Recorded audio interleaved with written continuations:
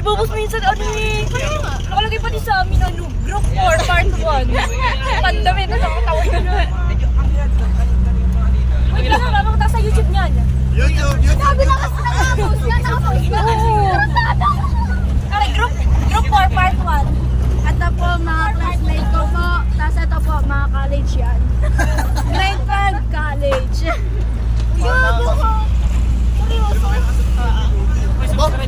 Maulan nga sa paito. Hoy, sinend ko yung mga video nyo ah. Dapat pala, hindi ko sinasend. Nasa GC na, napili. Bye-bye! Please like and share ang YouTube Ayan po yung kabila po naming car. Ay, jeep pala. Tapos nagpapagawa po kami ng kalsada doon para po sa mga estudyante. Ito po yung mga palayan po namin. Diyan po palayan po namin yan. Bye-bye! Likes and subscribe.